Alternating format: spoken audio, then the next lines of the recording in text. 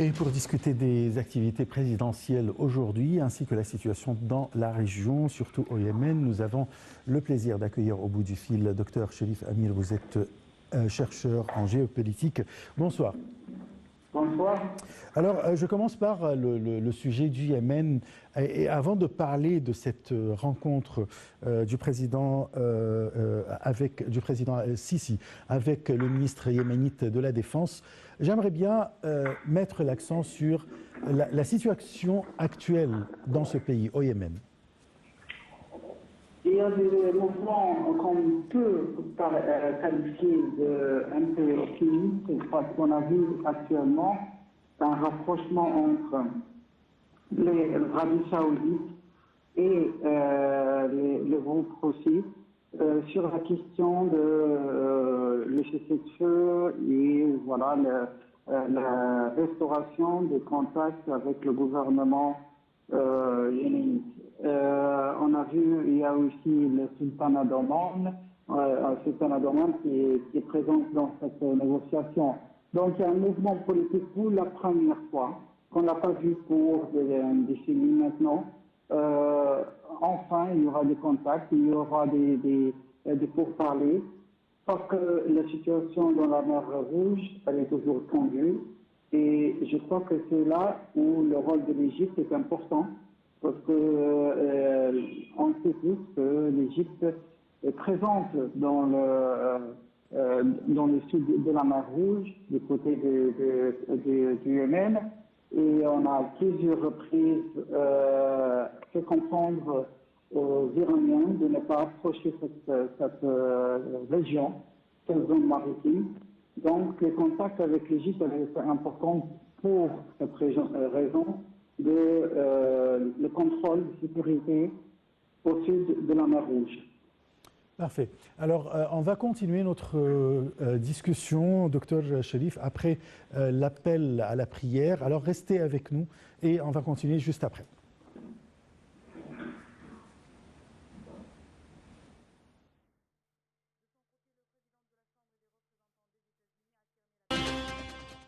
Et nous avons réussi à rejoindre Dr Cherif Amir, où on parlait tout à l'heure sur la situation au Yémen avec la visite du général de corps d'armée et ministre de la Défense du Yémen, Mohsen Ad-Darai, en Égypte.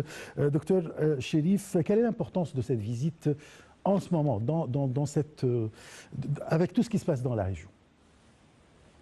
C'est une visite très importante parce qu'on voit un changement dramatique dans la situation au Moyen-Orient, surtout entre l'Iran et l'Arabie Saoudite. On sait tous que cette guerre qui a ravagé le Yémen, c'est une guerre de proxy entre l'Arabie Saoudite et l'Iran. Et on sait tous que l'Égypte a un rôle très clair, c'est qu'on voudra nos frères aux Émirats et l'Arabie Saoudite menacés par l'Iran.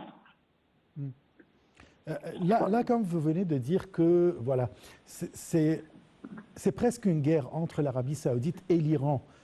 Et c'est la raison pour laquelle les Houthis sont en train de faire la guerre sur le terrain au Yémen. Alors, puisqu'il y a une sorte de paix entre les deux pays, pourquoi ça dure? Ça dure parce que la paix qu'on voit maintenant, c'est devant les caméras. Et ça a juste duré, a commencé il y a quelques semaines. Mais bien sûr, sur le terrain, il y a encore des gains à faire. C'est toujours comme ça entre les partis belligérants lorsqu'il y a une guerre. Regardez par exemple au Soudan, avant de s'asseoir et avant d'avoir un cessez-le-feu, il y a l'intensité de conflits armés parce que chaque parti doit garantir ses gains et doit garantir que le moment où il y aura de la paix, c'est lui qui a la haute voix et la main forte. Alors, bien sûr, il y a encore des partis au sein du Yémen, surtout les Houthis, qui veulent garantir que si jamais il y aura une paix, ce ne sera pas sur leurs dépens, qu'ils ne seront pas désarmés, que les régions où ils ont contrôlé seront des régions protégées sous leur souveraineté. Alors c'est pour cela que ça dure parce qu'on voit aussi qu'il y a plusieurs joueurs internes au sein du Yémen. Oui, C'est pas uniquement Arabie Saoudite et Iran, mais aussi il y a Abdallah Mansour, un premier ministre qui cherche à avoir un pays uni. Il y a le Houthi qui cherche à avoir une autodétermination de leur parti. On sait, ou bien on a eu l'information que le président iranien en visite actuellement en Syrie, ou bien va visiter la Syrie, je ne suis pas très bien. Alors, est-ce qu'il y a une relation, est-ce que ça va quand même, comment on dit, faire des tensions entre l'Arabie Saoudite et l'Iran, encore une fois, ou bien c'est dans le plan de la paix dans la région? C'est dans la paix de la région. Je le vois comme ça parce que il y a une semaine, il y a eu la rencontre entre les ministres de défense à Moscou, des ministres de défense iraniens, turcs, syriens et bien sûr russes. Je crois que le président iranien Ibrahim Raisi, il veut montrer à tout le monde que l'Iran ne va pas abandonner la Syrie. L'Iran, elle est présente. C'est un message aussi à Israël. C'est pas un message pour l'Arabie Saoudite, c'est plutôt pour Israël que Israël a intensifié ses attaques aériennes ces dernières semaines sur le territoire syrien contre les positions militaires et paramilitaires iraniennes. Alors, je crois que c'est maintenant le moment pour les Iraniens de montrer on est présent et on va intensifier nous aussi la coopération. Concernant les Saoudiens, je crois que au contraire, peut-être ce sera une politique.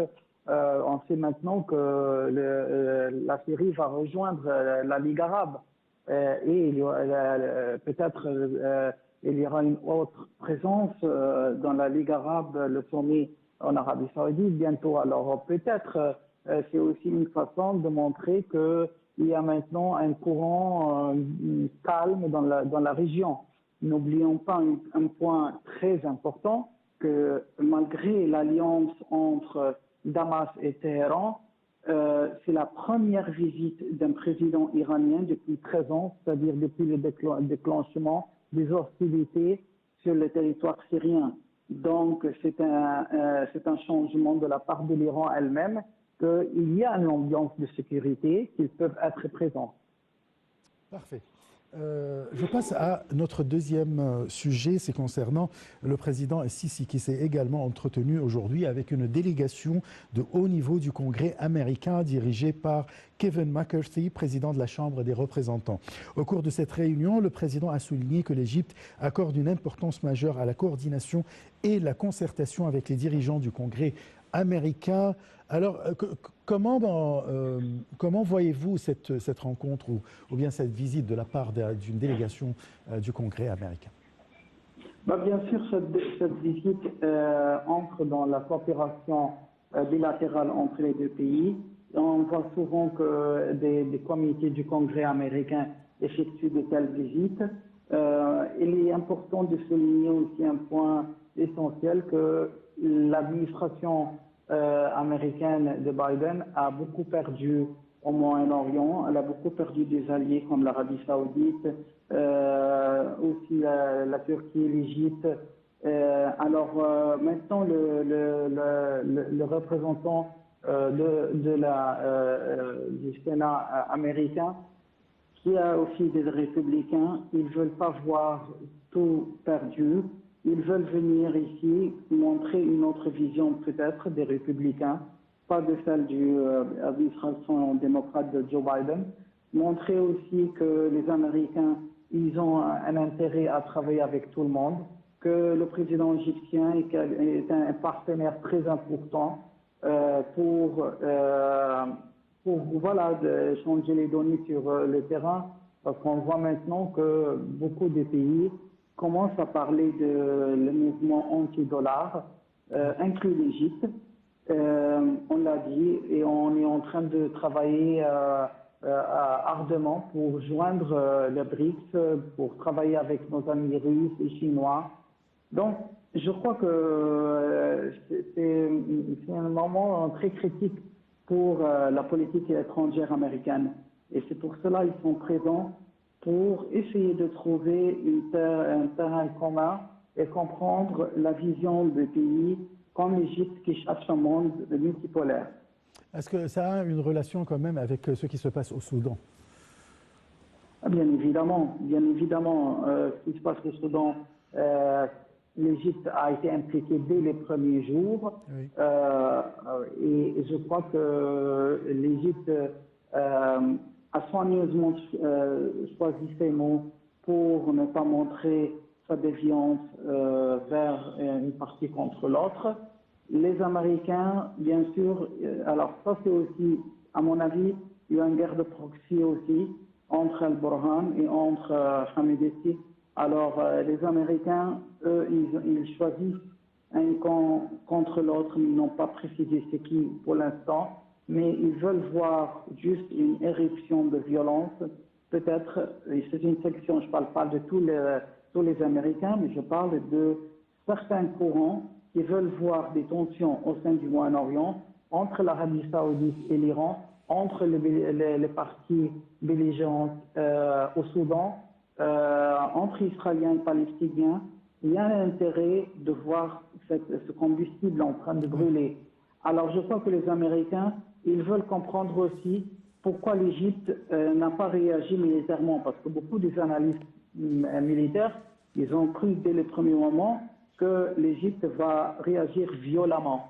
Ce ne s'est pas passé, et donc il y a d'autres calculs dans la tête du leadership égyptien. On ne sait pas c'est quoi exactement pour l'instant, mais je crois que les Américains veulent comprendre. Oui, parfait. Je vous remercie beaucoup, docteur Cherif Hamid. Je rappelle que vous êtes chercheur en géopolitique. Voilà, c'est la fin de notre émission. Je vous remercie beaucoup et très très bonne soirée. Au revoir.